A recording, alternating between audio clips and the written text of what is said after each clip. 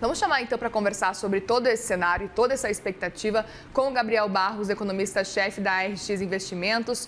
Conta para a gente um pouco sobre essa expectativa, Gabriel. Bem-vindo, bom dia para você.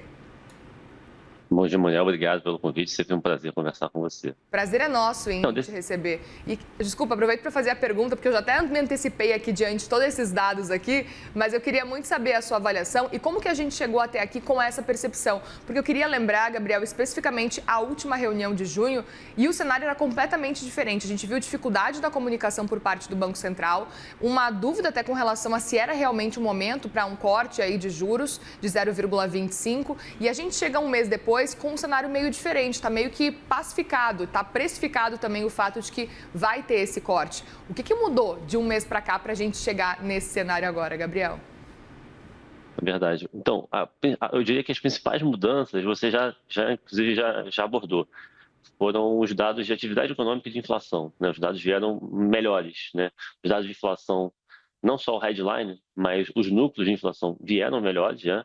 Ainda que a inflação ainda esteja distante da meta, teve uma melhora na margem, não só no headline, quanto nos núcleos. Dados de atividade que você também super bem colocou, também teve uma acomodação. Você falou do dado de indústria, né, por exemplo, teve uma surpresa negativa na produção industrial, mas não foi só na produção industrial. Quando a gente olha os meses de abril e maio da pesquisa mensal do comércio e de serviços, também teve uma surpresa negativa. Então, os dados de alta frequência de atividade, comércio, serviços, indústria, eles estão acumulando surpresas negativas nos últimos meses e isso é, praticamente pavimentou esse corte de 25 que antes parecia mais distante. Perfeito. E aí, aproveito para te perguntar o que a gente precisa ficar atento olhando aí para esse resultado no dia de hoje. O corte deve existir, então, de 0,25, mas é esperar pelo comunicado, pela ata, para entender o que vai acontecer na próxima reunião que acontece no começo de setembro. Qual que é a expectativa, especialmente, principal aí para fala e do que esperar para os próximos passos? É aguardar por um guidance? O que a gente pode esperar, Gabriel? Tá. Então, guidance, eu acho que a gente não vai ter, o Banco Central tem evitado, né, dar guidance. Eu acho que eles vão seguir na toada de data dependence, né? Eles vão dizer que estão dependentes dos dados, o que basicamente sinaliza que o ciclo continua, né? O ciclo de corte continua. Eles não devem fechar a porta para essa continuidade do ciclo de corte. Então, a ausência de guidance, nesse caso, aponta no sentido de que o corte continuará. Vai ser um corte de 25, né? A expectativa é de que, além do corte de 25 hoje, a gente tenha mais um corte de 25 na sequência. Então, eu acredito que a gente vai ter poucas mudanças, Muriel, na comunicação, não deve ter grandes apontamentos, vai ser super marginal. A gente não deve ter nem mudança de projeção de inflação no horizonte relevante, deve continuar em 3,2. Eu vejo pouca mudança, assim, na comunicação e mesmo nas projeções. Então, deve ser um comunicado menos emocionante, vamos dizer assim, e sem guidance, né? O que indica que o ciclo deve continuar para a próxima reunião com 25 bips de corte também. Perfeito. A gente viu muitas dúvidas depois da divulgação no mês passado com relação à ata, com relação ao comunicado e essa dificuldade realmente de comunicação. A gente viu o Gabriel Galípolo falando que se eles erraram foi no excesso de informação, inclusive. Então eu queria até entender esse cenário, como é que chega o Banco Central agora e o Copom, né, para essa reunião especificamente e o que a gente pode esperar sobre esses comunicados, sobre essas decisões. Será que vai ser um comunicado ou uma ata mais enxuto, um comunicado principalmente mais enxuto na comparação com o que a gente viu do outro mês ou não? Será que vai ter alguma mudança? O que a gente pode esperar? Eu acho que a principal mudança vai ser tentar desfazer um pouco daquela confusão de ter escorregado um horizonte relevante, né? um trimestre, na verdade, para frente. Eu acho que teve um ruído de comunicação ali que produziu toda aquela confusão. Acho que isso sai, né? Então, nesse sentido, respondendo a sua pergunta, fica mais enxuto, sim, mas a confusão que a gente teve no passado, no fundo, foi justamente pelo Banco Central ter tentado explicar um pouco do processo decisório dele, de como é que ele via a distribuição de probabilidade dos cenários, e para isso ele usou esse um trimestre à frente, né? Ele usou no racional um trimestre adicional ao horizonte relevante dele, e aí o mercado interpretou isso como uma espécie de fuga né, como se o Banco Central estivesse alongando o horizonte relevante justamente para ser doves, né, para continuar o ciclo de corte. Então, a forma de comunicar ela não foi a melhor, gerou um ruído, mas os dados que a gente falou, de atividade e inflação, eles abrem espaço para que esse mal-estar seja desfeito e a comunicação fique um pouco mais enxuta e mais assertiva. Perfeito. E a gente teve também um boletim Focus já prevendo uma taxa de juros para esse ano, nessa semana inclusive, para 13,75. E queria entender se na avaliação de vocês faz sentido essa projeção do boletim Focus, se vai chegar a esse patamar, que a gente lembra, era uma previsão inicial muito próxima aí lá do começo do ano, mas tudo o que aconteceu ao longo desse ano, com guerra no Oriente Médio, também foi mudando bastante essa percepção. Portanto, diante de todas essas instabilidades que a gente está vendo, que a guerra continua, apesar aí de discussões, enfim, para tentar avançar com o cessar-fogo. Guerra continua, a gente tem eleições também. O quanto que isso pode acabar impactando na sua avaliação, Gabriel? Então, o cenário internacional ele continua muito incerto, né? É difícil o Banco Central e até a gente mesmo, até o mercado ter uma convicção grande sobre o que acontece no mercado internacional. Então, acho que a avaliação deve continuar sendo de que, olha, o ambiente internacional ele deve continuar incerto, é difícil ter uma convicção alta. Até porque a gente já teve memorando de entendimento, isso não impediu que a gente voltasse a ter um agravamento, né, das tensões, né, da guerra entre Estados Unidos e Irã.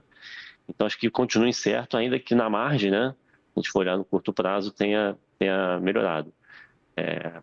Agora, o que me preocupa mais, Muriel, no fundo, é o fiscal aqui atrapalhando, né, limitando o tamanho do ciclo de corte do BC, não só para essa reunião ou para a próxima, mas pensando para o ano que vem, né, eu acho que esse é um grande problema que o Banco Central tem, uma grande limitação que ele tem, é a condução da política fiscal, que, respondendo a sua pergunta diretamente, vai ser muito importante no pós-eleição, né?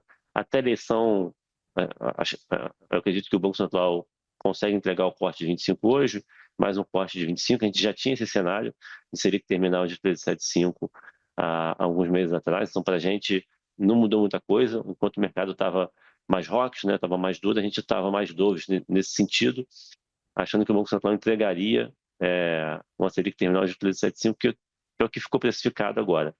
Então, para a gente não teve muita surpresa. O grande ponto para a gente é o que acontece no ano que vem. Né? No ano que vem a gente tem uma situação muito delicada do ponto de vista fiscal, que limita bastante a atuação da política monetária. Então, o resultado da eleição, né, o resultado eleitoral e o que vai ser feito em termos de consolidação fiscal, ele pode entregar mais ou menos espaço para o BC continuar esse ciclo de corte ou não. Você enxerga que a gente pode estar chegando próximo aí de uma dominância fiscal ou não é o caso? Esse tema sempre volta, né, de dominância. Dominância é assim, uma distribuição de probabilidade, né? Não é 0 ou 1, não é uma coisa binária. A gente sempre flerta e vai aumentando a probabilidade de entrar numa dominância fiscal. Eu acho que a probabilidade está aumentando sim. É claro que essa probabilidade ela é reduzida na medida em que você tem um governo com disposição para fazer o que tem que ser feito. Então, essa probabilidade pode cair rapidamente se tiver vontade política de atacar o problema.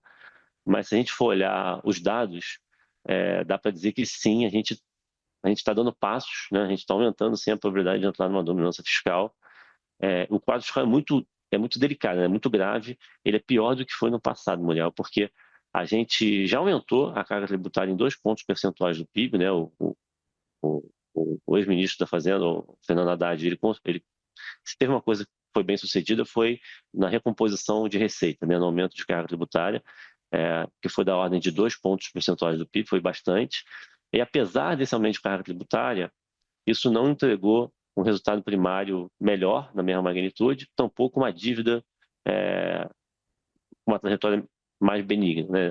A dívida continuou subindo muito e tem que cortar despesa. Assim, não tem muito espaço para continuar aumentando imposto. Nosso ponto de partida é pior, a gente tem uma dívida, vamos fechar uma dívida esse ano em torno de 85% do PIB, com pouco espaço para continuar aumentando carga tributária. Então, a gente tem que cortar gasto. Então, existe uma dúvida do mercado se o governo vai ter disposição para, de fato, cortar gasto a partir do ano que vem. E tem uma questão importante, Muriel, nesse contexto, que no ano que vem, só pelo fato de uma série de estímulos que estão sendo dados nesse ano não existirem, vai ter um fiscal cliff, né? Ou seja, já vai ter uma desaceleração da economia relevante no ano que vem, só pelo fato da não repetição dos estímulos fiscais do ano eleitoral. Então, a dúvida do mercado é: o governo aceita uma desaceleração econômica no pós-eleição e, além disso, entrega um ajuste relevante de consolidação fiscal? Tem uma dúvida legítima, porque a dor econômica vai ser grande. A gente vai ver os dados de emprego piores, né? O desemprego ele vai subir, o PIB vai ficar mais fraco.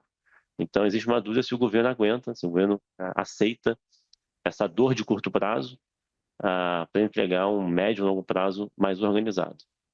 Muito bem. Gabriel Barros, economista-chefe da RX Investimentos, obrigada mais uma vez pela conversa. Sempre muito bom te ouvir, viu? Bom trabalho para você.